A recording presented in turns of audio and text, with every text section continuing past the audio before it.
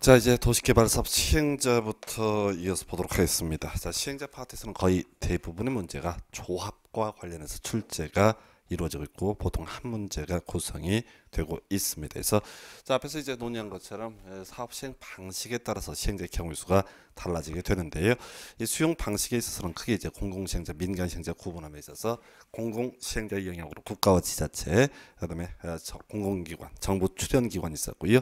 지방공사라고 하는 것도 존재합니다. 그리고 민간 시행자로서 토지 소유자 이런 게 뜨게 되는데 이 수용 방식에서는 뒤에서 주체와 관련해서 믿을 수 있는 사람, 공공시행자, 믿을 수 없는 사람, 민간 시행자 이런 식으로 이제 판단을 해요. 그래서 주로 이제 문제 나올 때는 지자체, 지방공사가 대표값으로 출제가 되어 있어 지자체는 지방공사 나오게 되면 믿을 수 있는 시행자, 그리고 이제 토지 소유자 시행자 그러면 믿을 수 없는 시행자 이렇게 해석을 합니다. 자, 한편 우리 이제 환지 방식일 때는 시행자 중심축이요, 조합 이렇게 가능해요. 법에서는 이제 토지 소유자 또는 조합 이런 식으로 이제 표현을 하게 되는데 핵심은 조합이 시행자가 된다. 다만 예외적으로 자, 지자체 등이 시행자가 될 수 있다. 해서 앞에서 이제 개발 계획과 관련된 동의 얘기를 함에 있어서 사업 시행자가 조합이다라는 전제가 붙게 되면은 면적 3분의 2, 총수 2분의 1 이상의 동의를 받아라 이런 얘기를 했었고요. 다만 사업 시행자가 지자체 등일 때는 동의를 요하지 않는다. 그 정도 이제 앞의 내용과 연계가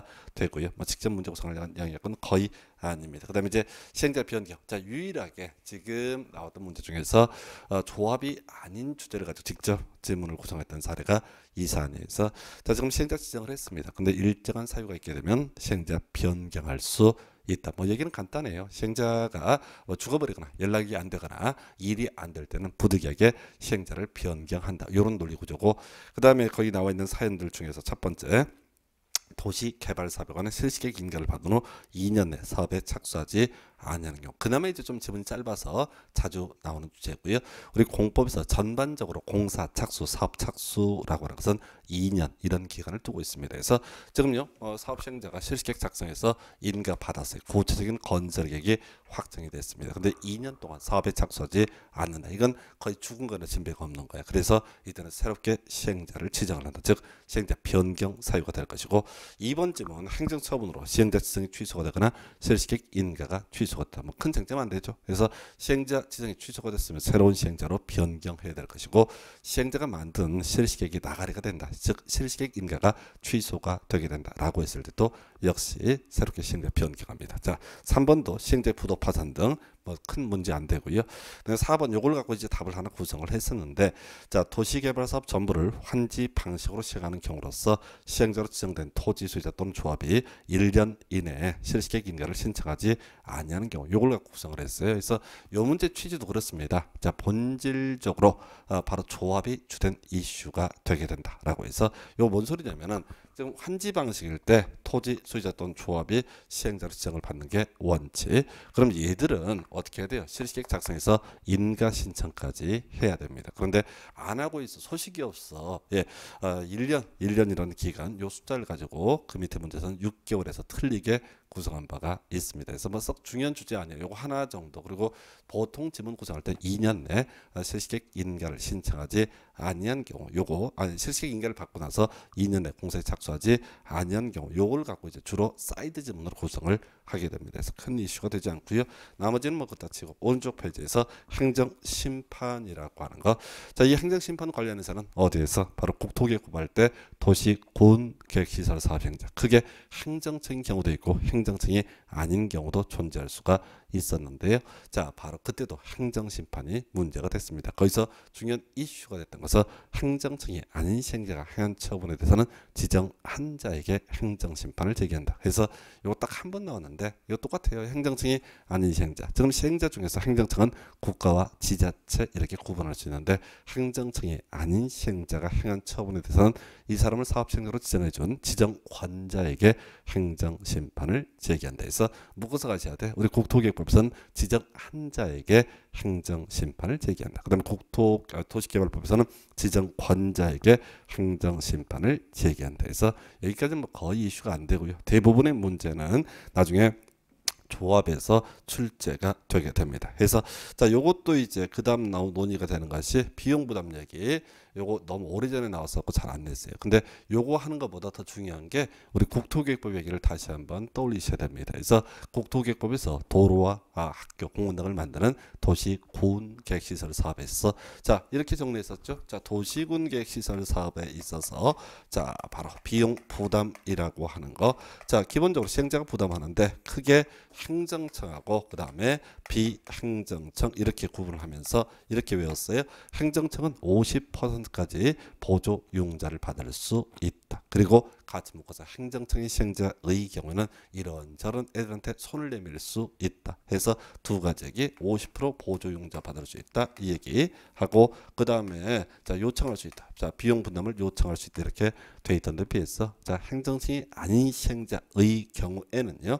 자 3분의 1까지 보조 융자를 받을 수 있다. 이런 항목이 있었고 오히려 중요한 쟁점은 요청할 수 없다는 거. 요거 정도로 어디에서 바로 국토계획법에서 정리했던 바가 있습니다. 똑같은 이제 구조로 봐야 되는데 이 도시 개발 사업에 있어서 비용 부담 나머지 다 구질구질한 얘기예요. 거기 이제 뭐 시행자가 비용을 부담한다라든가 자 지금 지자체는 도로와 상하수 비용 그다음에 공급자가 전기, 가스 공급 등 비용 부담한다. 뭐 이렇게 깔려 있고 그다음에 통신 서비스에 있어서는 그 서비스 공급자가 비용을 부담한다. 근데 이제 시험에 나오는 게 뭐냐면은 바로 특례죠. 특례. 지중설로 요거 하나가 이제 출제 포인트가 된 적이 19회 때 해서 요거는 이제 예외 항목이니까 그나마 어떤 논의를 좀 해볼 만한 가치가 있어요. 그래서 자 우리가 이제 전선 관련 전기 시설과 관련해서는 그 공급자가 비용을 모두 부담하게 돼 있습니다. 그래서 한전이 비용을 부담해야 되는 이런 논리 구조예요. 근데 시험에 뜨는 것은 지중설로입니다.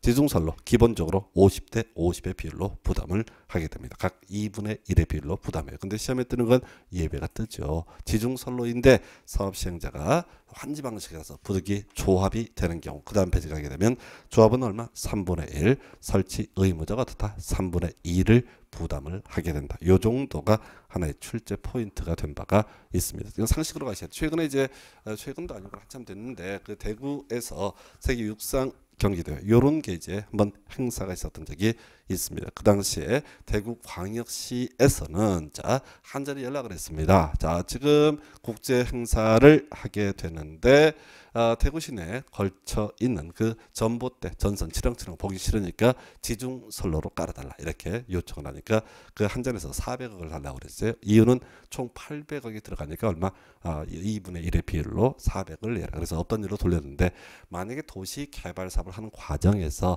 환지 방식 자이 그제 주민 시행자가 되는 거거든요. 이런 경우 조합은 얼마? 3분의 1 나머지가 어떻다? 설치 의무자 3분의 2를 어떻다? 설치 의무자 원칙은 50대 50이에요. 그런데 바로 조합인 경우는 3분의 1 3분의 1만 부담을 해도 나머지 설치를 바로 공급자가 비용을 대도록 하고 있다. 요거 하나예요. 요거 하나. 요거 한번 문제 구성이 됐었고요. 거기 이제 나머지의 경우에도 그렇습니다. 그래서 지금 그 다음에 남아 있는 거 아직 시험 구성 안 됐는데요. 거기 비용의 보조 융자라고 해서 시행자가 행정처인 경우에는 그 비용 전부를 국고에서 보조 융자할 수 있다. 나와 있죠. 한편 행정층이 아닌 시행자다라고 하게 되면 이때는 자 전부를 융자할 수 있다. 좀 다르죠. 자 우리 도시 개발 사업에 있어서는 굳이 하나의 쟁점을 삼아내자라면 이 도시 개발 사업에 있어서 자 행정처인 시행자의 경우는 전부를 어떻게 보조 또는 융자할 수가 있다라고 되어 있고요. 행정층이 아닌 시행자의 경우에는 자 보조는 안 되고요. 융자만 가능하다 해서 요 차이에서 전부는 둘 다 공통적인 요소가 되게 될 것이고 이게 이제 국토계획법과 좀 달라지는 부분 해서 요 정도 뭐 그렇게 중요한 이슈는 아니에요. 그래서 이 시행자 파트라든가 이런 문제를 낼 때는 뭐 보통 수험생 출제위원들이 틀리라고 되는 그런 문제 전형이 될 텐데 자 도시개발 사업에 있어서 다른 거 두 가지 공부하십니다. 지중설로 각 50대 50의 비율로 부담한다. 이게 원칙.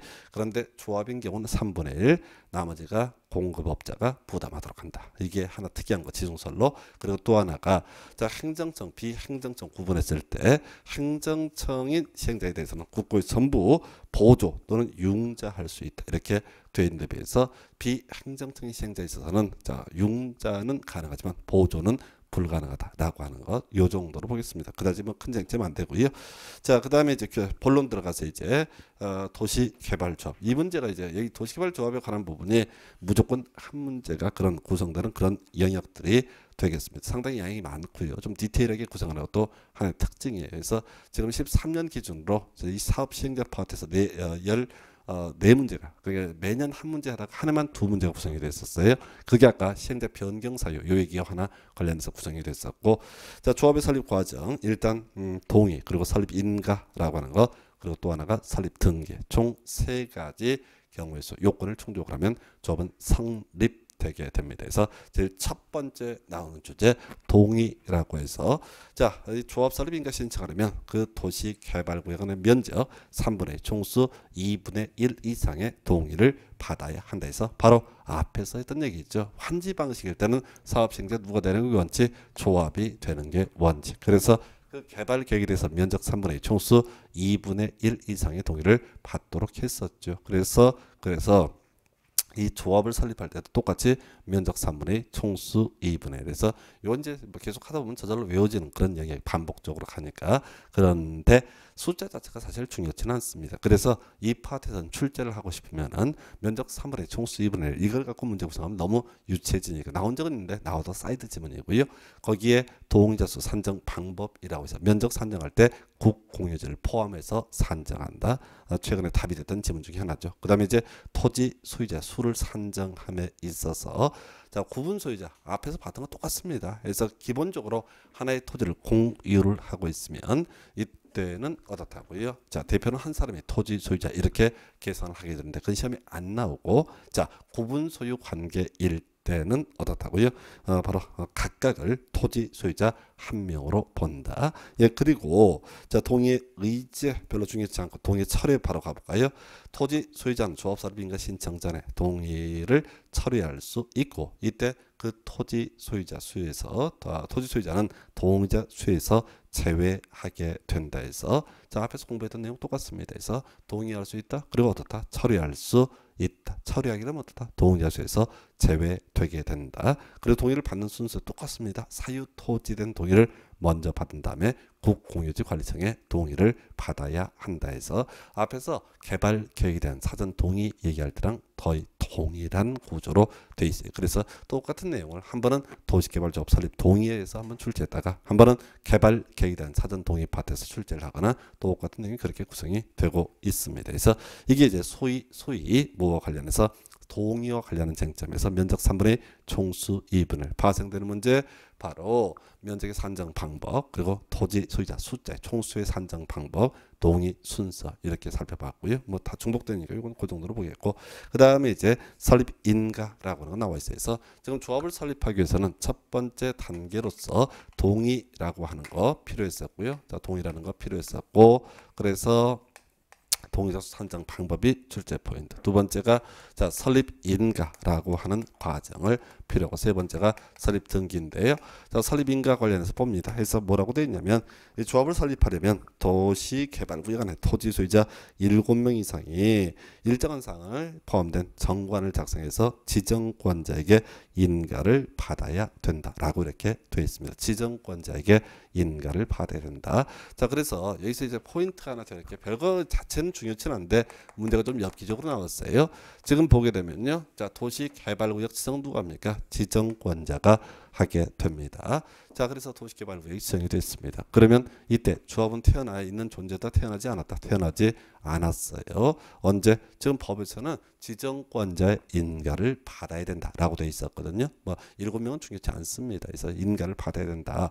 그러면은 이 조합이라는 것이 만들어지기 전에는, 자, 만들어지기 전에 미리 어떻다? 이 도시개발구역에 지정은 있어야 된다라는 해석이 가능하게 됩니다. 왜? 지정권자가 없다는 얘기는 아직 지정 안 했다는 얘기거든요. 그래서 그 다음 문제가 좀 이런 건데, 구역 지정을 제한할 수 있는 자가 아닌 건 좀 엽기적인 문제가 나왔어요. 답은 조합이에요. 왜? 조합은 도시개발구역 지정이 있은 다음에만 어떻다? 성립이 될 수가 있습니다. 조합은 먼저 설립되고 나서 구역지정이 있는 것이 아니라 구역지정이 돼야지 뭐가 태어나고 지정권자가 만들어지고 지정권자가 있어야지 설립 인가를 받을 수 있기 때문에 조합은 결과적으로 자 구역지정 전에 하는 제한이라고 하는 것은 할 수가 없다. 아주 어렵게 구성했던 그런 문제고요. 이 문제 같은 경우도 그래요. 자 무조건 도시개발법은 뭘 갖고 답을 뽑는다. 조합과 관련된 주제를 가지고 답을 구성을 한다. 요걸 외우고 있으면 그냥 찍어내는 거예요. 거기서 특이한 거 뭐 수자원 공사 이런 것들 나오는데 이게 소위 공공기관, 정부 출연기관의 예시값이에요. 종류가 워낙 많습니다. 그래서 외울 수도 없는 노릇이고 그저 모든 얘기는 뭐로 수렴된다? 조합이라는 주제로 수렴이 된다. 이렇게 선입관을 가지고 가셔야 돼. 도시개발법에서 무조건 뭘 갖고 출제한다? 조합을 가지고 출제가 이루어진다 해서 그렇게 보셨고요. 그 다음에 또 하나의 포인트가 인가상의 변경이라고 하는 것이 나와 있죠. 그래서 지금요 지정권자한테 조합 설립 인가 받았습니다. 그랬을 때 이 내용을 변경하기 위해서는요 원칙적으로 어떻게 해라 인가를 받아라. 시험에 안 나와요. 예외가 문제가 되는 거죠. 그래서 자 인가받은 내용 중에서 일정한 사항을 변경하고자 합니다. 예, 그러면 어떻다고요? 인가를 요하지 않고 신고만 해도 인가를 받은 것으로 본다. 해서 그럼 경미한 사항이 뭐냐라고 했을 때 주된 사무소의 소재지 변경이라고 하는 것이 문제가 되게 됩니다. 그래서 주된 사무소의 소재지 변경의 경우에는 뭐라고요? 신고만 해도 인가를 받은 것으로 본다. 이렇게 가는 겁니다. 그래서 자, 이게 이제 몇 군데 나와요. 자, 주로 이제 문제가 되는 게 도시개발법, 자에서 세 군데, 정비법에서 세 군데가 나오거든요. 해서 요거 이제 패턴을 잡으셔야 돼. 지금 자 보십시다. 자, 조합서를 인가 받았습니다. 변경하고자 할 때 인가를 받아야 된다라는 명제를 출제하게 되면 출제 오류예요. 자, 인가 받은 내용을 변경할 때 원칙은 인가를 받는 게 맞아요. 근데 예외적으로 신고만 해도 되는 경우가 있거든요. 그러면 항상 시험에는 뭘 갖고 내야 돼요? 예외를 갖고 출제를 해야지 복수정답의 문제가 터지지 않습니다. 그래서 어떻게 한다고요? 자, 한 가지만 기억하시면 돼. 이러이러한 내용 쭉 해서 뭐라고 써놓고 이러이러한 내용을 변경하려면 인가를 받아야 된다는 다 틀린 표현이에요. 왜? 항상 시험에서는 원칙이 아니라 뭘 갖고 출제하니까 예외를 가지고 출제하기 때문에 자 틀린 표현에서 요거 뒤에서 이제 좀 보고 나서 비교를 해볼게요. 그 정도. 요것도 해서 여기서 이제 얼핏 보게 되면 주된 사무소의 소재지 변경 이게 중요한가 같은 느낌을 얼핏 받을 수 있어요. 특히 이제 어디에서 우리 공인중개사법에 주된 사무소 뭐 이런 얘기 하게 되면 중요 항목으로 오인할 수 있는데 뭐 도시개발 조합에 있어서는 사무소가 뭐 여러 개가 있고 이런 게 아니죠. 기본적으로 하나 뜨게다 보니까 별 의미 없는 내용. 그래서 경미한상이라서 주된 사무소의 변경이라고 하는 것은 어떻다? 바로 신고사항이다. 근데 문제 구성할 때는 틀리게 내고 싶으면 뭐라고요? 인가를 받아야 된다. 이런 식으로 이제 지문 구성합니다. 그래서 뒤에서 같이 반복될 주제고요. 자, 세 번째 주제 설립 등기라고 하는 거. 뭐 이건 요즘에는 거의 구성 안 하는데 조합 설립 인가를 받은 조합의 대표자 등기하게 되면 어떻다? 법적 효력, 법인격을 취득을 하게 됩니다. 그래서 문제 구성할 때는 설립 인가를 받으면 법인격을 취득한다. 법인이 된다. 이런 식으로 틀리게 구성하죠. 그래서 우리가 이제 인이라고 하는 것 자연인과 법인으로 구분할 수 있겠고 자연인이라고 하는 것은 출생이라고 하는 사실만으로도 법인격을 취득을 하게 됩니다. 그러나 법인에 있어서는 설립 등기라는 요식 행위가 있어야지 법인격을 취득한다. 그런 취지가 되겠고 그래서 이 법에 이 도시개발법에 혹시 따로 이 조합에 대해서 규정하지 않은 사항은 민법 중 소위 사람들의 결집체와 관련된 사단법인에 관한 규정을 준용하게 된다. 그 정도로 보면 좋겠습니다. 그래서 여기서 주된 출제 포인트 자 동의 관련해서 면적 3분의 총수 2분의 1 이 얘기가 중요한 게 아니라 바로 동의자 수 산정 방법 해서 면적 산정할 때 국공유지 포함해서 산정하고요. 동의자 수를 산정함에 있어서 자 면적 산정 다시 면적 산정할 때 국공유지 포함 그다음에 총수를 산정함에 있어서 구분 소유 관계일 때는 각 1인을 토지 소유자로 본다. 그다음에 철회하게 되면 동의자 수에서 제외한다. 그 외 사유 토지에 대한 동의를 먼저 받은 다음에 국공유지관리청의 동의를 받아라. 뭐 이렇게 이제 구분을 할 수가 있겠고요. 그다음에 인가라고 하는 것을 통해서 조합은 설립하게 되는데 인가된 내용을 변경할 때는 자 원칙적으로 인가를 받아야 되지만 시험에 출제되는 것은 항상 신고 항목 그래서 예시값 주된 사무소의 소재지 변경 이렇게 정리를 해봤고요. 그 외 조합은 설립 등기라는 요식 행위를 통해서 성립되게 된다. 요 얘기까지 정리를 해봤습니다. 자, 그리고 이제 조합원, 임원, 그 다음에 총회 등에 대해서 보겠습니다. 그래서 자, 조합원의 자격 너무 간단해서 힘들죠. 조합의 조합원은 도시개발구역 안에 토지 소유자로 한다. 이런 것들은 답이 안 돼요, 사실은. 왜냐하면 조합원의 자격 쭉 관련한 부분들 쟁점을 얘기하다 보니까 이건 이제 제일 첫 번째 화두죠. 나와도 답이 안 되는 점은 비교해서 나중에 정비법에서 조합원이라고 하는 것은 토지 등 소유자라고 해서 경우에 따라서 토지 소유자가 있을 수 있고 그 다음에 건축물 소유자가 있고 또 지상권자가 들어가는 경우가 있습니다. 그런 이제 비교하는 것들이 나중에 문제 구성이 되고요. 어찌됐든 도시개발법에서 도시개발조합의 조합원의 자격, 도시개발구역 안에 토지 소유자 이렇게 일단 끊어주시고요.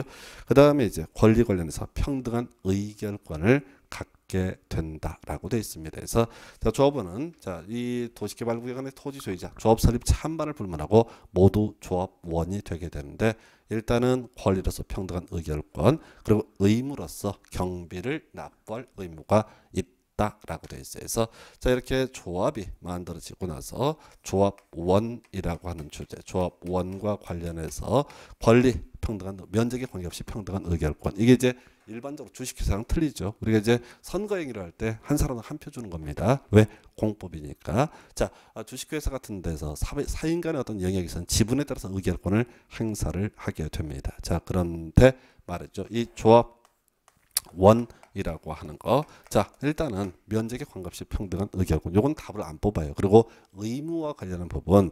이 조합은 조합이라고 하는 것은 조합원의 결집체이기 때문에 뭐 따로 돈도 없고 뭐 그런 사람입니다. 그냥 뭉쳐 있는 것에 불과하니까.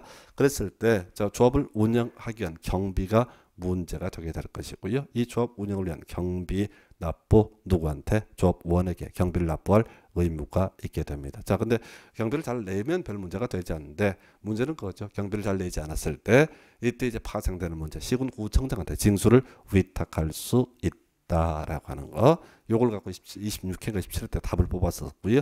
26회 때구나. 그리고 이제 하나 더 욕심 부릴 것이 수수료액이죠. 즉 시군구청장이 이 조합원에게 조합원이 돈을 내지 않아서 대신 돈을 받아준 경우 수수료 4% 10년에 한 번 나오는 그런 주제입니다. 그래서 이 공법에서 수수료 얘기가 3번 나오거든요. 여기서 한 번 나오고 나중에 도시개발법 뒤에 청산할 때 한 번 나오고 그리고 또 하나가 나중에 정비법에서 청산할 때 나오게 되는데 수수료는 무조건 몇 프로? 4% 이렇게 가는 거예요. 그래서 여기 계산 문제로 나왔던 게 제일 마지막 문제였어요. 어떻게 나왔냐면 뭐 시군구청장이 자 50억의 병을 뜯었다. 이때 수수료 얼마를 받아먹을 수가 있느냐. 이런 문제가 한번 구성이 됐던 바가 있습니다. 그래서 하여튼 지난번에는 시군구청장한테 징수를 위탁할 수 있다. 이렇게 확인을 했었고요. 그 다음에 이제 임원이라고 하는 주제 살펴보겠습니다. 그래서 자, 임원요.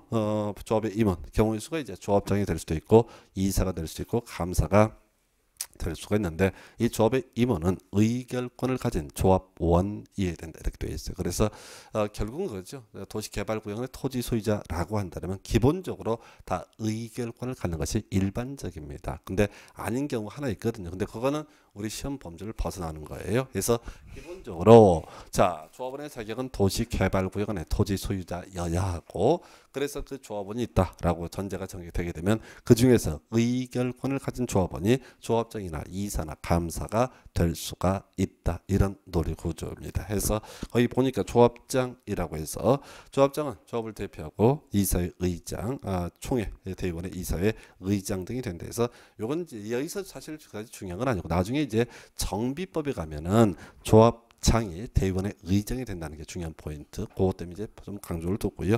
자, 이제 외울 것 중에 하나가 이제 저거죠. 겸직 금지. 되게 간단해. 없단데 옳은 표현.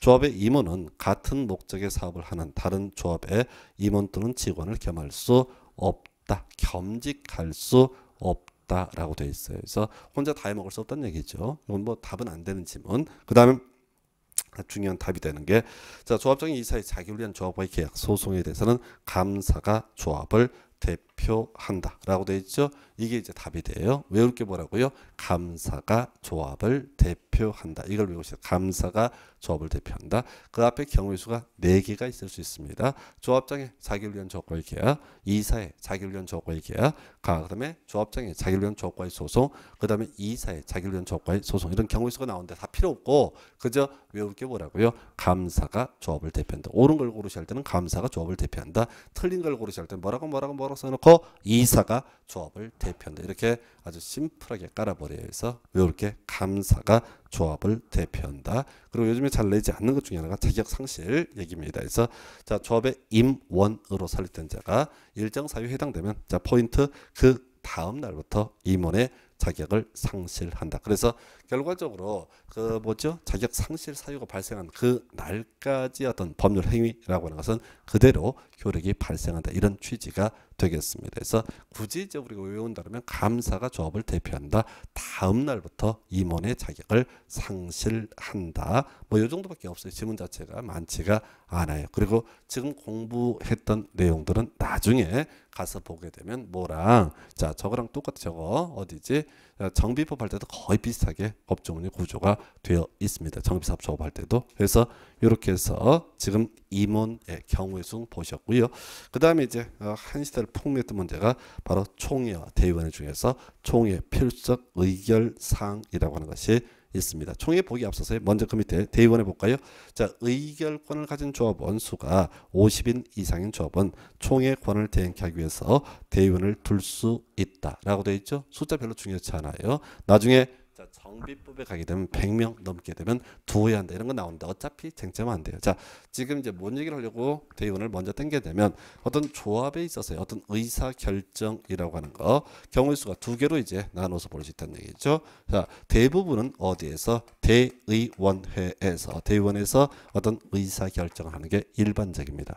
자, 법 논리적으로 붙이게 되면 조합 총회에서 의사 결정을 하는 게 훨씬 법 논리적으로 아름다운데 이 조합은 모두가 모여서 어떤 의사 결정을 한다는 게 너무너무 어렵기 때문에 그들의 대표 조합원의 몇몇 대표자인 바로 대의원에서 의사 결정을 하게 됩니다. 근데 이제 시험에 나오는 거 딱 한 가지 정형화되어 있어요. 바로 총회 필수적 의결사항이 무엇이냐라고 하는 거. 그래서 여기에 지금 나열하고 있는 이 내용들은 너무너무 중요한 문제이기 때문에 어떻다고요? 대의원회가 의결할 수 없고 반드시 어떻게 해라? 총회 의결을 거쳐야 된다. 이렇게 얘기를 하게 됩니다. 그래서 외울 게 많아요. 정말 많아요. 해서 보니까 정관의 변경이라고 하는 것이 나와 있습니다. 국가의 헌법이 잇따르면 조합에는 정관이라고 하는 것이 있습니다. 이 정관을 통해서 조합원의 권리 의무라든가 이런저런 내용을 다 규율을 하거든요. 해서 요거 변화를 주고 싶다라고 한다라면 이때는 반드시 어떻게 해라? 총회 의결을 거쳐야 된다. 이렇게 가는 거예요. 그래서 하나 외우셨습니다. 자, 정관의 변경을 위해선 총회 의결을 거쳐야 된다. 요거 하나 있겠고요. 그리고 또 하나가 이제 개발 계획의 수립 변경. 전체 그림 볼까요? 우리가 도시 개발 사업을 시행을 해 감에 있어서 어떤 신도시 건설하겠다라는 큰 틀의 그림을 개발 계획이라는 표현을 쓰게 됩니다. 그래서 이 개발 계획을 수립할 때 변경할 때 너무너무 중요한 사항으로 보고 있기 때문에 바로 총회 의결을 거쳐야 된다. 일단 이렇게 되어 있고요. 자, 그다음에 환지 계획의 작성. 자, 볼까요? 우리가 도시 개발 사업을 환지 방식으로 시행을 해 감에 있어서 어떻게 땅을 나눠 주겠다라는 계획을 환지 계획이라고 부르게 됩니다. 그래서 이 환지 계획도 전국적으로 조합원의 권리 의무와 직결된 아주 중대한 항목으로 보기 때문에 이때 어떻게 하라? 반드시 총회 의결을 거쳐야 된다. 그리고 통계적으로 가장 많은 지문 구성하는 게 임원의 선임이 되겠습니다. 임원의 선임에서 문제 구성할 때는 임원의 선임이라는 표현을 쓰지 않고 바로 조합장의 선임, 이사의 선임, 감사의 선임 이렇게 풀어서 나와 있어 크게 4가지 지금 정관의 변경, 개발 계획의 수립 변경, 임원의 선임 그리고 환지 계획의 작성 이렇게 4가지는 반드시 총회 의결을 거쳐라. 하나 더 있는데 그건 시험에 안 나오고 있어요. 우선 4개라도 외우셔야 되고 하나만 더 살을 붙이면 거기 이제 개발계획 수립 변경이라고 하는 거 총회 의결을 거쳐야 된다라고 이렇게 되어 있거든요. 이게 이제 근데 법 논리적으로 전혀 말이 되지 않습니다. 자 볼까요? 지금 도시개발 사업하는 절차. 먼저 개발계획 수립하고 도시개발구역을 지정을 하게 됩니다. 그 다음에 시행제 문제가 나와요. 그래서 조합은 언제 도시개발구역 지정이 있은 다음에만 어떻다? 바로 개발계획을 수립할 수 있습니다. 자, 그런데 법조문에서는 뭐라고 표현하고 있냐면 이 개발계획의 수립을 위해서는 어떻게 해라? 총회 의결을 거쳐야 된다라는 표현을 쓰고 있거든요. 말이 되지 않습니다. 왜? 이 개발계획을 이 수립하는 이 시점에서는 조합은 태어날래야 태어날 수가 없어요. 전혀 말이 안 되는 얘기가 법에 나와 있습니다. 근데 시험에는 그냥 무식하게 내거든. 항상 어떻게 도시개발법령상 총회 필수 의결사항인가 아닌가 이렇게 구성하거든요. 그래서 그냥 단순 암기밖에 방법이 없습니다. 그래서 이 공부가 좀 돼 가다 보면은 앞뒤가 안 맞는 걸 알게 되는데 공법이 한두 군데 그런 게 아니에요. 그래서 이게 결과적으로 현실적인 문제다 보니까 현실적으로 문제가 발생하지 않으면 그냥 대강 넘어가는 겁니다. 그래서 다시 총회 필수 의결사항 정관의 변경, 개발계획 수립 변경, 임원의 선임 그리고 또 하나가 환지 계획의 작성 이렇게 네 가지에서 여기 한 22회, 23, 24회 한때 거의 이 문제 하나로 거의 도배를 해왔던 바가 있습니다. 그래서 앞에서 내용과 좀 다르게 이 조합에서 제일 어려운 파트, 외울 게 많은 파트가 총회 필수 의결 사항이라는 개념이 되겠습니다. 자, 이렇게 해서 지금 이제 조합에 대해서 확인을 해봤고요. 바로 넘어가서 이제 뭘 봐야 되냐면은 바로 실시 계획부터 보겠습니다. 내용 자체가 거의 없어요. 지금 전체 그림 볼까요? 자, 우리가 도시 개발 사업을 시행을 해 감에 있어서 제일 먼저 개발계획 수립 그리고 도시 개발 구역의 지정이라고 하는 것이 있었고요. 구역 지정한 다음에 시행제 문제가 정해졌습니다. 그래서 시험용으로 접근할 때는 대부분이 조합에 관한 주제를 가지고 시험 문제가 구성이 되고 있고요.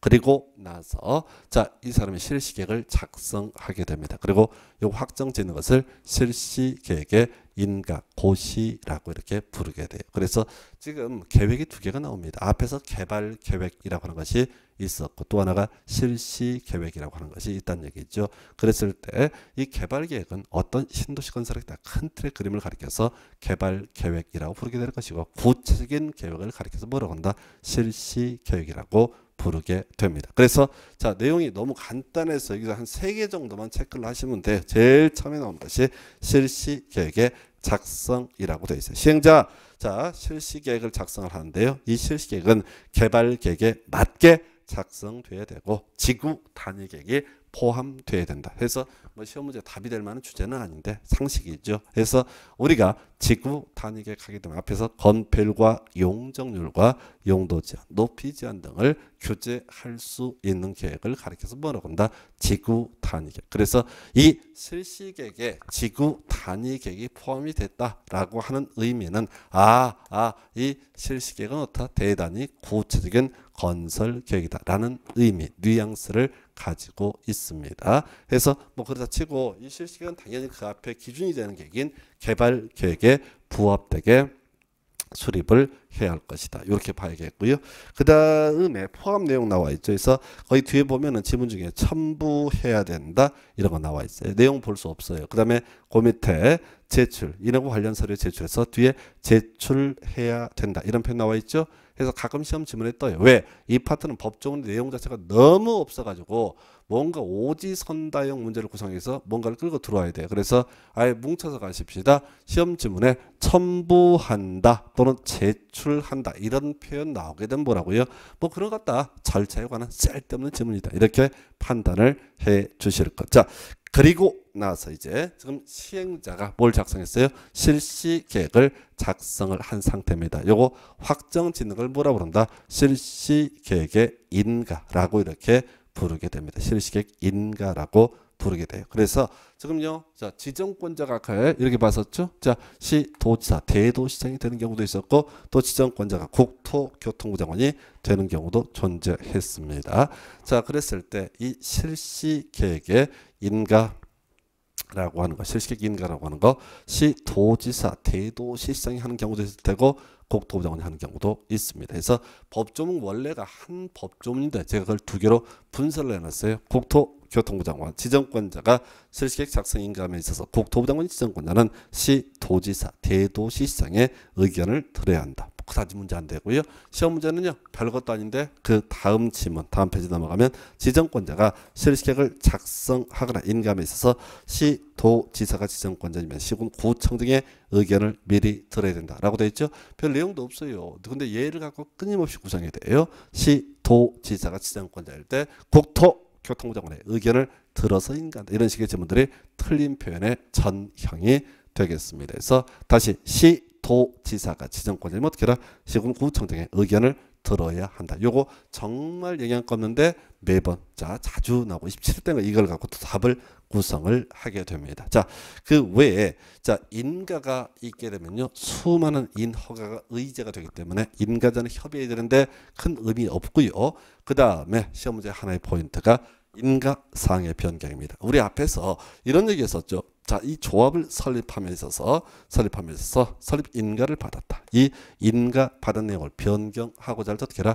다시 인가를 받아야 된다. 이게 원칙이었어요. 자, 그런데 시험에 나왔던 건 뭐라고요? 자, 이 인가사항 중에 일정한 경우 어떻다? 이때는 신고만 해도 된다. 요렇게 강조를 드린 바가 있습니다. 똑같은 구조예요. 자, 실시계획 인가를 받았습니다. 그 내용을 변경을 하고자 합니다. 그럼 어떻다고요? 당연히 인가를 받아야 됩니다. 근데 시험에 안 나오고요. 이러한 사항을 변경할 때 어떻다? 인가를 요하지 않는다라고 되어 있죠. 그래서 시험 문제 구성할 때는 이런 내용을 변경할 때 어떻게 해라? 인가를 받아야 된다. 이런 식으로 틀리게 이제 구성을 하는 거예요. 그래서 이런 내용이 뭐가 있느냐? 그 8개가 원래 있어요. 2개밖에 안 써놨는데 시험에 그건 뭐가 나올지 몰라. 계속 바뀌니까. 그래서 우리가 알아야 될 거 다시 갑니다. 자, 실시계획 인가를 받았습니다. 자, 실시계획의 인가를 받았다. 인가받은 내용을 변경을 하고자 한다. 그럼 어떻게 하라고요? 원칙적으로 인가를 받아야 한다. 근데 예외적으로 일정한 사유가 있으면 어떻다? 인가를 요하지 않는다. 이렇게 외워달라고 그랬다고요. 그러면 시험에는 항상 뭐만 나오니까 예외만 나와야 되니까 뭐 이런 상을 변경할 때 인가를 받아야 한다. 이런 식으로 무조건 틀리게 뽑는 거예요. 이게 이제 23, 24 때 한참 유행했어요. 이게 계속해서 그냥 한 가지만 기억하시면 되는 거야. 이런 내용을 변경할 때 인가를 받아야 된다는 다 틀렸다. 이렇게 단순화시켜야 돼요. 이런 내용을 변경할 때 인가를 받아야 한다는 다 틀렸다. 되게 어려운 내용이에요. 지금 실시계획 인가 파트에서 지금 시험 문제 쟁점 삼는 건 크게 2가지밖에 지금 없어요. 하나가 뭐 있어요? 시도지사가 인가를 함에 있어서는 시군 구청장의 의견을 들어야 한다. 이 얘기 하나고요.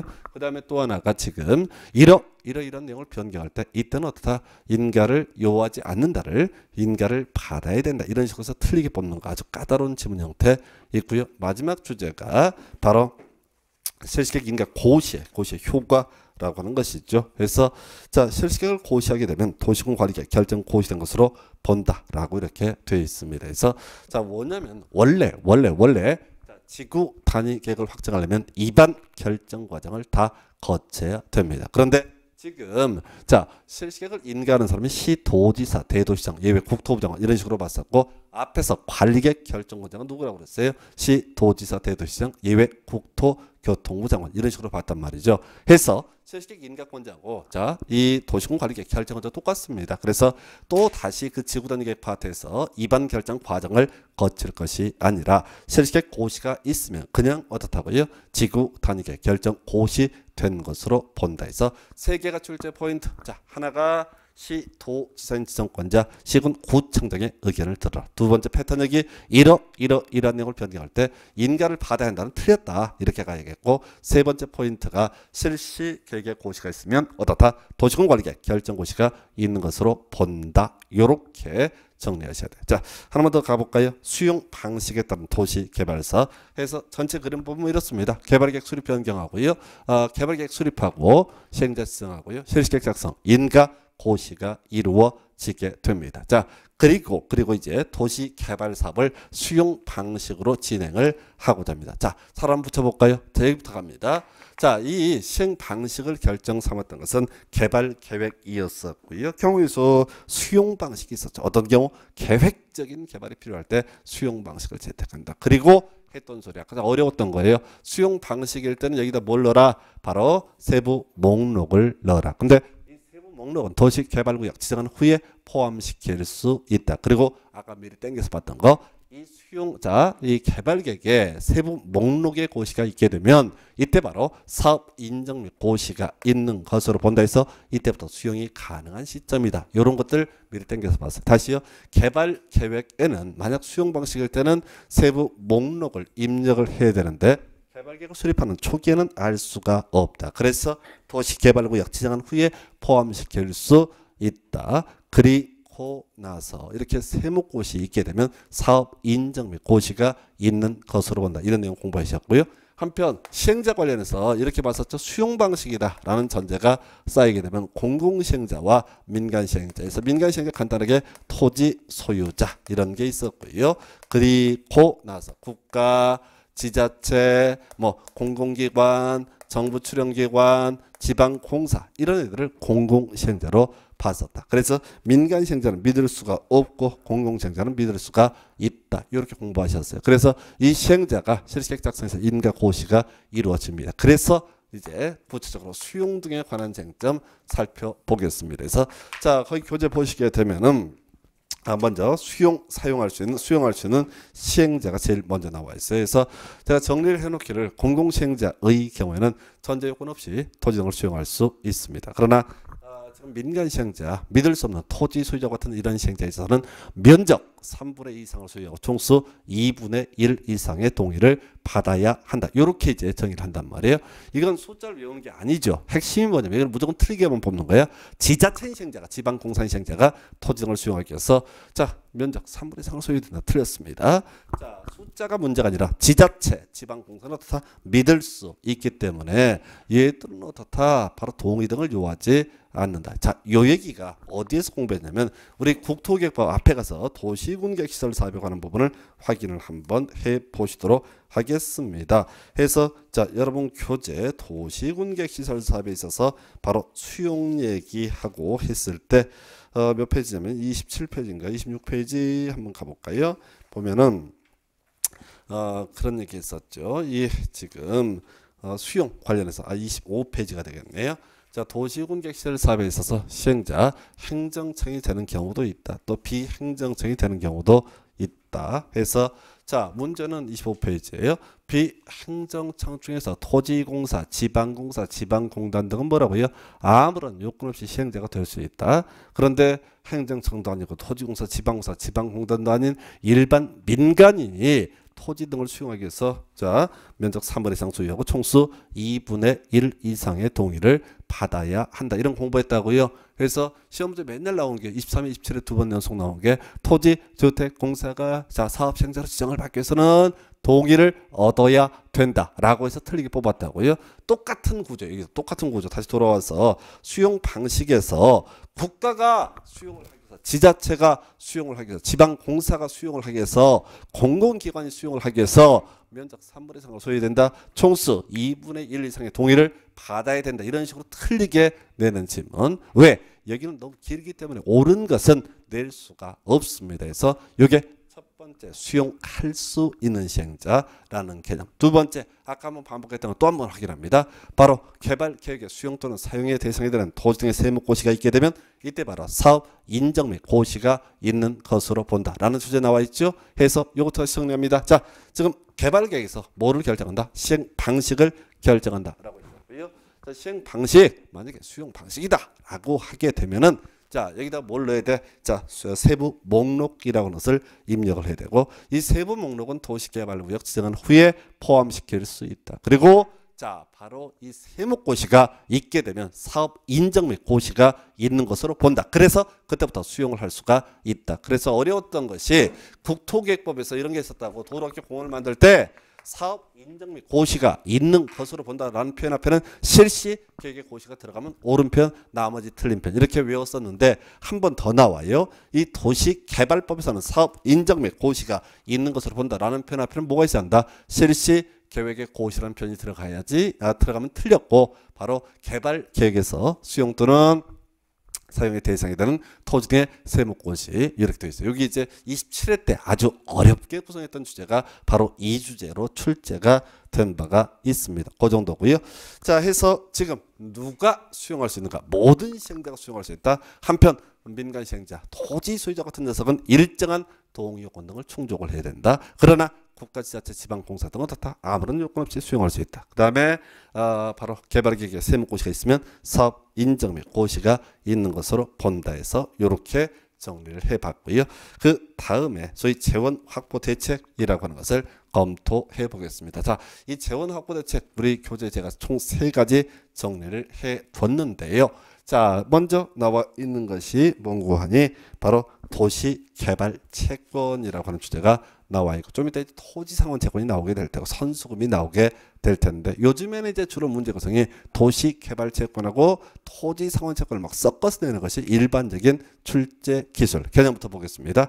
이 도시개발 채권의 발행자 시도지사라는 표현을 쓰고 있어요. 지자체장이라는 표현을 쓰고 있습니다. 설명드릴게요. 이 도시개발 채권이라고 하는 것은 지자체에서 도시 개발 사업하려면 돈 많이 들어가고 도시군객 시설 사업하려면 돈 많이 들어갑니다. 그래서 어떻게 한다고요? 도시 개발 사업 또는 도시 군객 시설 사업에 필요한 재원을 확보해서 돈을 꾸는 제도, 지방채 발행하는 것을 바로 도시개발채권이라고 부르게 됩니다. 그래서 시험 문제 쟁점되는 게 2가지예요. 거기서 제일 중요한 게 승인, 누구의?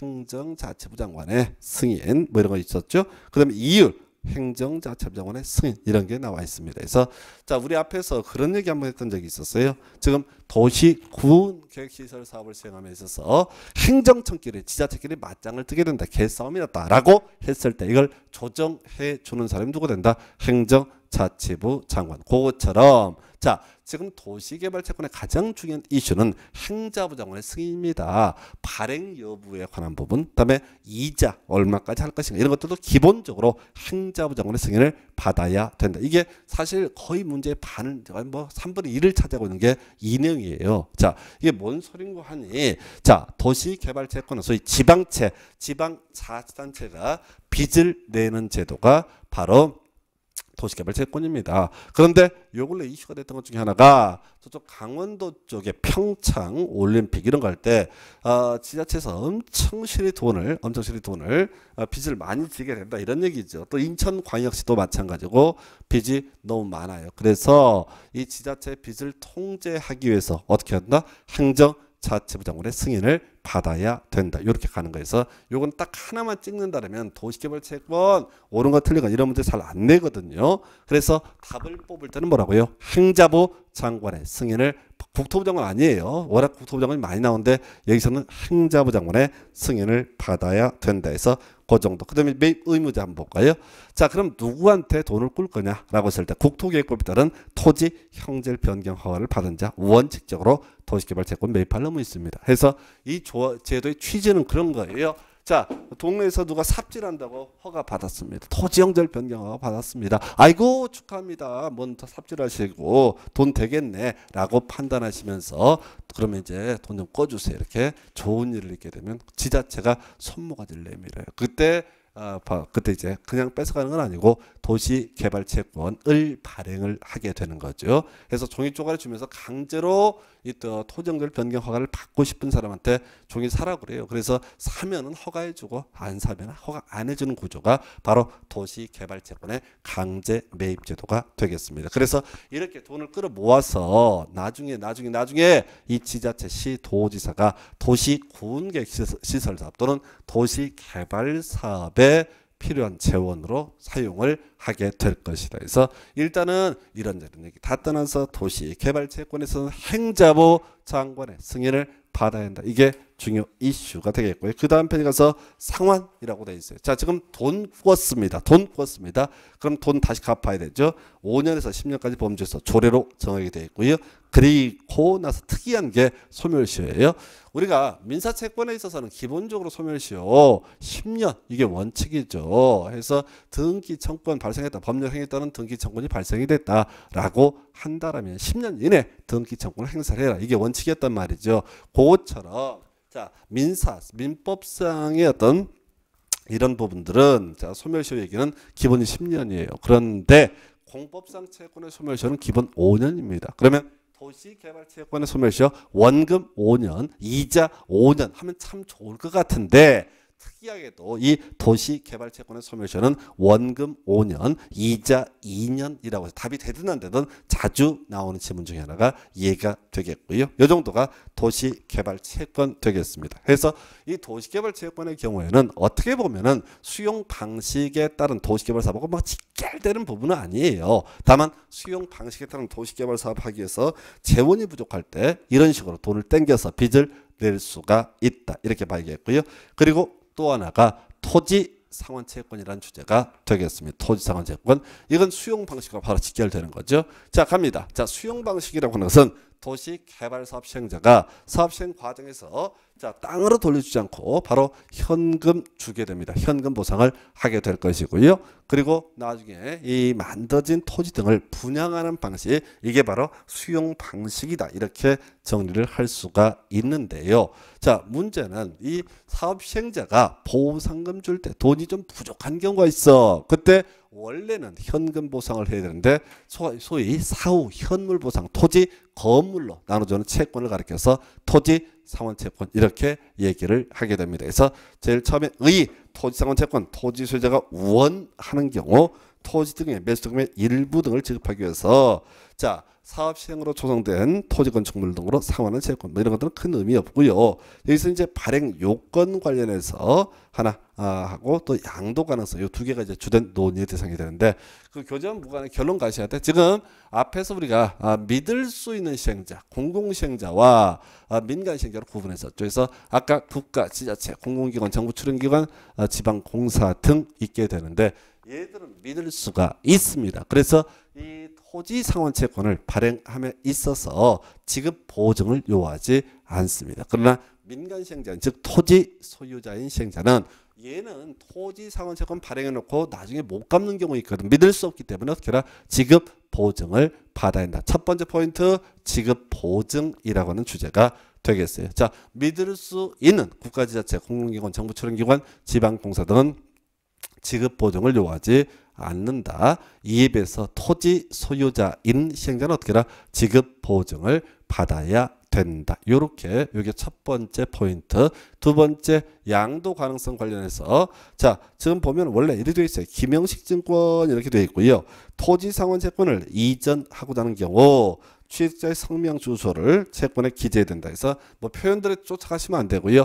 지금 토지 상환 채권은 김영식 증권이라고 설명을 드렸습니다. 자, 어떤 종이 쪼가리에 앞으로 이 돈 받을 사람 이름이 써 있다. 이걸 우리가 김영식 증권이라고 부르게 될 텐데 그럼에도 불구하고 일정한 사유가 있으면 어떻다고요? 토지 상환 채권 이전할 수 있다 없다? 있다라고 하셔야 돼서 여기 18회 때 마지막 구성이 됐었는데 자, 토지 상환 채권에서는 지금까지 나왔던 출제 포인트 두 가지입니다. 그래서 토지 상환 채권에 있어서 발행 과정에 있어서 문제가 됐던 것 중에 하나가 발행이 이 공공 시행자의 경우에 다 지급 보증을 요하지 않는다. 그러나 토지 소유자와 같은 민간 시행자의 경우에는 지급 보증을 받아야지 어떻게 할 수 있다? 토지상환채권 발행을 할 수 있다. 그리고 이렇게 토지상환채권을 자 가지고 있는 사람 이걸 양도할 수 있을 것이 있을 때 뭐 사연은 복잡한데 어찌됐든 전국적으로 어떻게 할 수 있다? 양도할 수 있다. 요 정도로 보셔야 돼요. 그 정도.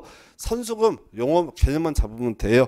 자, 시행자는 조성 토지 등과 원형지를 공급받거나 이용하려는 자로부터 해당 대금의 전부 또는 일부를 미리 받을 수 있다. 그리고 아주 오래전에 한 번 나왔던 거 이제 취지는 그거예요.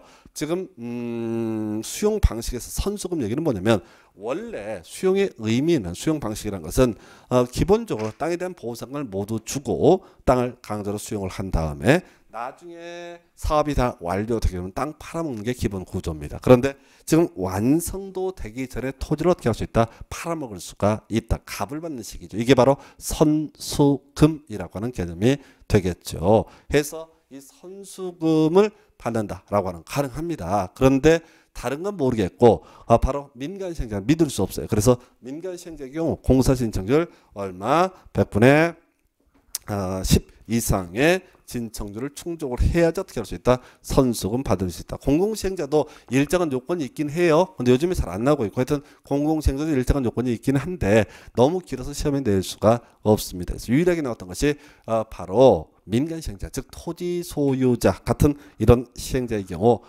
선수금 받기 위한 공사 진척률 100분의 10 이상이다. 요걸 갖고 쟁점이 됐습니다. 그래서 보통 선수금까지는 거의 구성이 되지 않아요. 그래서 토지상환 채권하고 도시개발 채권에서 거의 다 문제가 구성이 완성이 되고요. 그 다음에 이제 토지 공급 방법 크게 두 가지입니다. 그래서 공급을 함에 있어서 자 소위 원형지를 공급하는 것도 있어. 원형지를 공급하는 경우도 있게 될 것이고, 그리고 또 하나가 바로 조성 토지를 공급하는 방법이 있습니다. 두 개 차이는 뭐냐면, 자 도시 개발 사업을 할 때 완성되고 다 공사 끝내고 알아서 건물만 지으면 되는 그런 토지를 조성 토지라고 부르게 될 것이고, 원형지는 세종시에서 이제 문제가 된 사안들인데, 그 당시에 이 세종시에서요 노무현 정부 때 정부 이전들이 이런 것들이 논의가 되고 있을 때 삼성전자 공장하고 고려대학교 학교 이게 이제 문제가 됐어요. 그 당시 경기 침체 영향 때문에 삼성전자 고려대학교가 땅 못 사겠다. 어디 세종시 입주 못 하겠다 이렇게 들어눕게 됩니다. 경제적으로 어렵다 그래서. 그런데 국가 입장에서는 뭐 세종시라든가 세종시에 삼성이 됐든 고대가 됐든 그게 뭐 학교 이런 게 또 회사가 중요한 게 아니라 사람이 들어가 살아야 되거든. 그래야 신도시가 완성이 되거든. 그래서 토지를 좀 싸게 주려고 짱구를 굴리는데 그냥 싸게 줄 수는 없고 해서 법을 만들었어요. 그래서 원형지라고 하는 것은 도시 개발 사업이 완전통을 통해서 완전하게 조성되지 아니한 토지 해서 굳이 비유하면 이런 식이야. 자 도로 쫙쫙 뽑아주고 정확하게 이 토지 구획 정리 사업 다 해놓고 요게 이제 조성 토지가 될 것이고, 이에 비해서 원형지라고 하는 것은 큰 도로 한두 개 뽑아주고 그냥 많은 정도, 그래서 대신 훨씬 싸게 분양을 해준 데를 원형지라고 부르게 됩니다. 사실 이 원형지는 대박이에요. 대박. 분양받는 사람 입장에서는 그 분양 가격 차이, 현재 차이가 나기 때문에 분양을 받을 수만 있다면 대박인 것이 바로 원형지다. 엄청 싸게 분양을 받으니까요.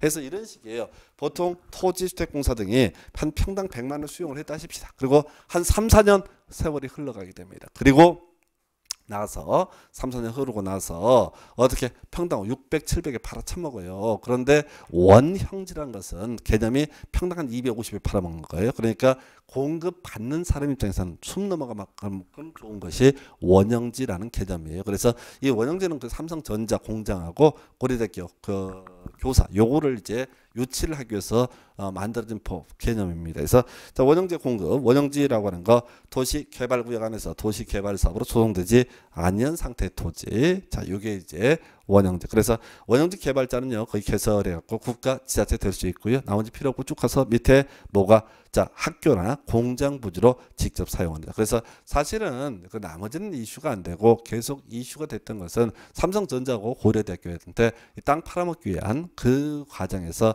자 원형지라는 개념이 중심축이 되게 됩니다. 그래서 거기 보니까 개발자 선정해서 자 수익이야 뭐 큰 쟁점 되지 않습니다. 자 국가 지자체가 땅을 산다고요. 그러면 당연히 수익 계약 방법 이렇게 갈 겁니다. 그런데 예외가 있죠. 학교 용지하고 공장 용지는 삼성전자한테 특혜를 준다 또는 고려대학교 특혜를 준다. 그럼 법적으로 문제가 터지는 거예요. 그래서 자 기본적으로 이 원형지 공급은 수의계약의 방법이 따르게 되는데 학교 부지는 공장 부지에 대해서는 다 원칙은 경쟁 유찰을 붙이게 되는 거예요. 그리고 경쟁 유찰이 되게 되면 어떻게 한다고요? 이외에서 유찰되게 되면 수의 계약의 방법으로 할 수 있다. 이게 이제 말장난하고 있는 거예요. 예를 들어서 지금 세종시에서 삼성공장 부지하고요. 고려대학교 부지로 대충 정해놨다고. 근데 이 원형지로 분양한다. 좀 싸게 도로 좀 확장 안 하고 알아서 설치하라고 싸게 분양한다고 할 때 갑자기 연대가 가서 나도 그 땅 살래 이러지는 않다는 거지. 그래서 요거는 사실은 그냥 수의계약 가는 거예요. 근데 법상 처음부터 수의계약 이렇게 하게 되면 특혜 시비가 나오기 때문에 원칙은 경쟁 입찰 그리고 예외적으로 2회 이상 유찰되게 되면 다 수익이야. 여기까지 그냥 던져주는 거야 해서 지금 이런 경우 있었고요. 그 다음에 자 원형지 공급 관련해서 뭐 나머지는 뭐 그다 치고 거기에 조건부로 이행 조건을 붙일 수 있다. 나와 있죠. 자 우리 앞에서 허가할 때 어떻게 할 수 있다? 조건부로 허가할 수 있다. 인가할 때 조건부로 인가할 수 있다. 자 원형지 공급하면서 조건을 붙일 수 있다. 던져주셔야 되고요. 자 그래서 자, 시험 문제 자주 나오는 것. 그다음 배제 공급 면적. 답 아니에요. 자, 전체 도시개발구역의 전체 면적의 원형지 면적은 3분의 1 이내여야 한다. 답 아닙니다. 얘는 틀리게 나오든 맞게 나오든 답이 아니고 여기서 이제 답이 됐던 게 공급 가격이라고 하는 거. 공급 가격. 지금 원형지는 제가 엄청 싸게 준다라고 했단 말이에요. 그러면 엄청 싸게가 뭐냐 이 얘기죠. 엄청 싸게를 어디까지 우리가 엄청 싸게로 판단할 것이냐 했을 때, 자, 첫 번째 보니까 원형지 공급 가격은 개발 계획이 반영된 원형지의 감정가에다가 시행자가 원형지에 설치한 기반 시설 등의 공사비를 더한 금액을 기준으로 정한다라고 되어 있어요. 설명드릴까요? 자, 보겠습니다. 자, 원형지를 겁나 싸게 주는 거다. 겁나 싸, 매우 싸. 이게 뭐라고요? 기본적으로 감정가 들어가 있죠. 그 다음에 공사비 이렇게 외우는 거예요. 무슨 얘기인 거 아니? 지금 자, 개발 계획이 반영된 상태의 감정가입니다.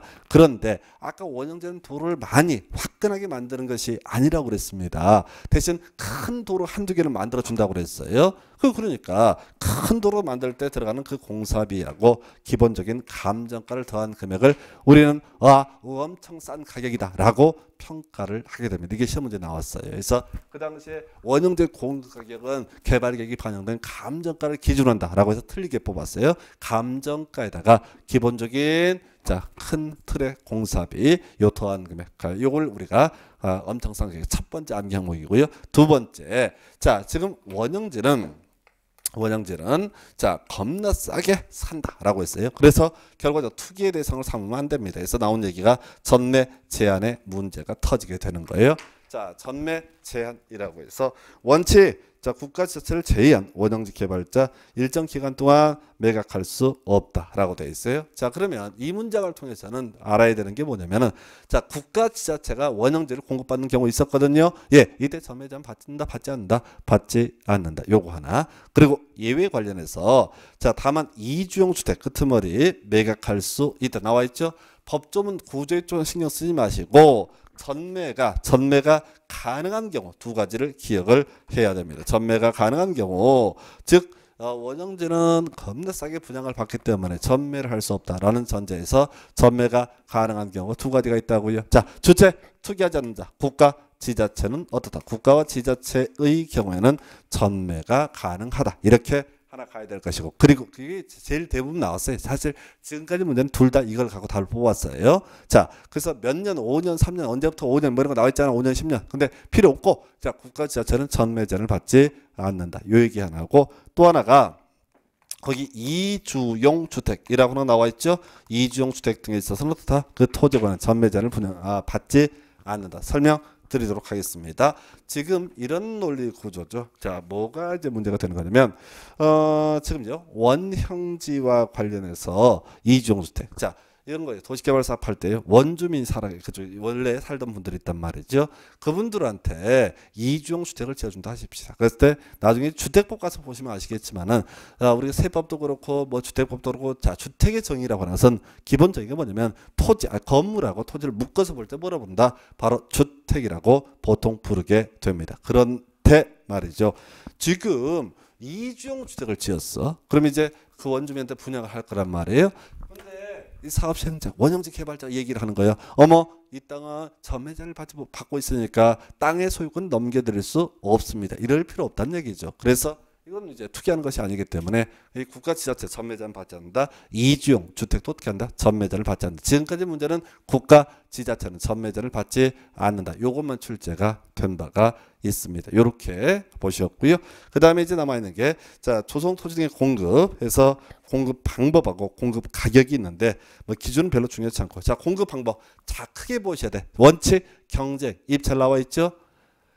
공급 방법, 조성 토지 등의 공급에 있어서, 자, 공급 방법으로서 경쟁 입찰이 있어요. 그리고 또 하나가 추첨이 추첨. 그리고 오른쪽 페이지에는 뭐가 나와 있냐면은 수의 계약이 나와 있습니다. 그래서 요거 이제 세 개를 비교하는 문제예요. 그래서 일단은 경쟁 입찰에 따른다. 이건 내리면 돼요, 안 돼요? 안 돼요. 왜? 원칙이니까. 그럼 시험 지문을 구성할 때는 이럴 때는 경쟁 입찰의 방법에 의한다. 이렇게 이제 구성을 할 텐데 그 점은 틀렸어요. 왜? 우리 법조문을 구조를 외워야 돼요. 자, 보면은 원칙은 어떻게 한다? 경쟁 입찰에 따른다. 자, 그런데 두 번째 예외로 특례로서 두 가지가 추첨의 경우가 있고 수의 계약의 경우가 있습니다. 그래서 어떤 경우 수의 계약이다?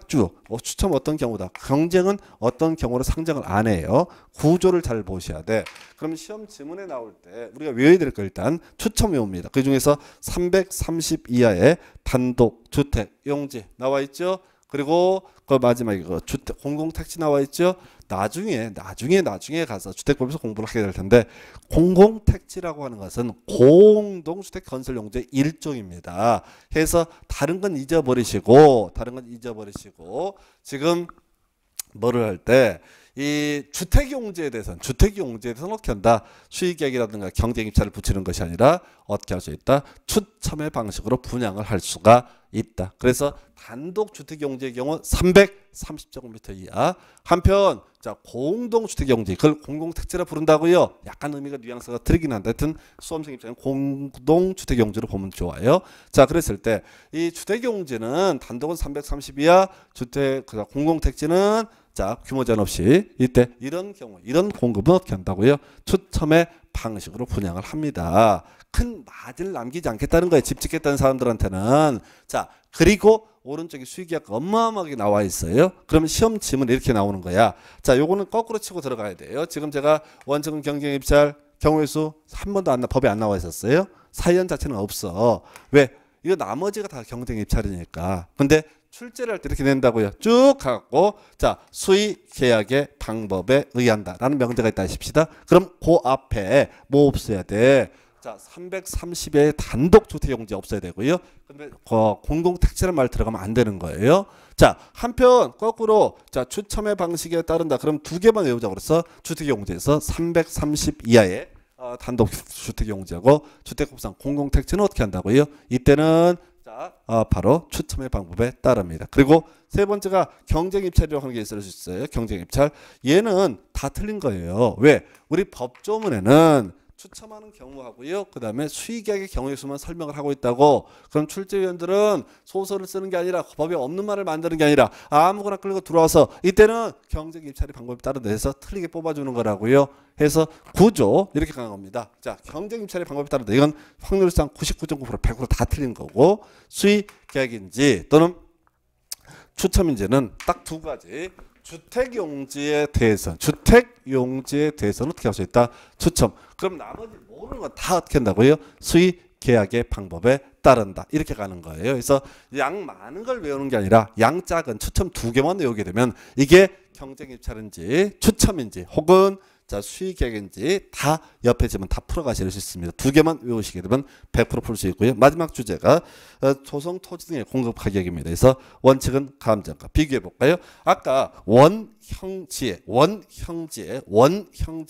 공급 가격 겁나 싸다. 그러면서 감정가 플러스 공사비 이렇게 공부했습니다. 한편 이 조성 토지 등의 공급 가격이라고 하는 것은 그냥 감정가 이렇게 정의를 하게 됩니다. 그래서 복잡하게 갈 것도 없고 감정가 해서 이걸 이제 풀어 쓰게 되면 부동산 가격 공시 및 가격 공시에 관한 법률 규정에 따른 감정평가 및 감정평가에 관한 법률에 따른 감정평가자가 평가한 금액의 산술 평균치 이걸 소위 감정평가액이라 부르고요. 예, 그 다음 페이지 가서 예외 보게 되면은 지금 감정가 이하로 분양할 수 있는 경우가 존재합니다. 감정가 이하로 분양할 수 있는 경우 그게 뭐라고요? 학교, 폐기물 처리 시설, 공공청사, 부지, 임대주택, 시장, 자동차 장주장, 종합의료시설, 무료의 사회복지시설, 그 다음에 이주단지 조성을 위한 토지 공급 등 이렇게 나와 있어요.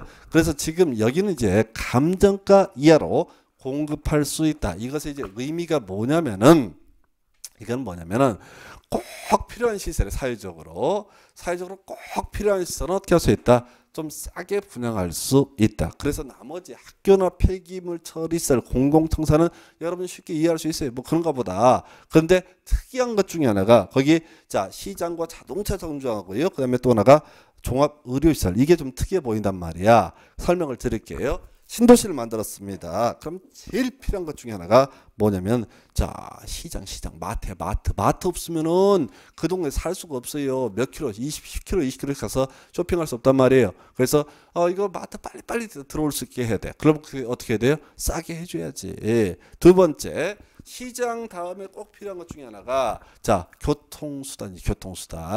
자 문제는 다 차를 끌고 들어간다는 보장이 없잖아요. 그럼 지하철 뚫리면 좋겠지만 지하철은 너무 복잡한 문제고 그래서 최소한 뭔 필요해? 버스 정류장, 자동차 정류장이라고 하는 개념이 필요하게 되는 거죠. 예. 그리고 하나 더. 자, 신도시에 들어갔을 때 제일 힘든 것 중에 하나가 이제 먹는 거 해결됐고 교통수단 해결됐어요. 근데 아프면 또 안 되잖아요. 해서 병원들 쉽게 입지할 수 있도록 종합 의료시설 이렇게 감정가 이하로 공급할 수 있도록 좀 싸게 분양을 할 수가 있다. 이런 구조가 되는 거예요. 그래서 지금 나머지 학교, 공공청사, 폐기물 처리시설 뭐 이런 것들은 한돈 보시면 금방 잡아. 근데 특이한 게 종합 의료시설 그리고 자 시장 그리고 버스, 자동차 정류장 이런 것들은 되게 어렵다는 거죠. 그래서 꼭 좀 싸게 많이 넉넉하게 설치할 수 있게 하기 위해서 싸게 분양할 수 있다. 여기까지 보셨고 잠시 쉬었다가 나머지 내용들을 이어갑니다.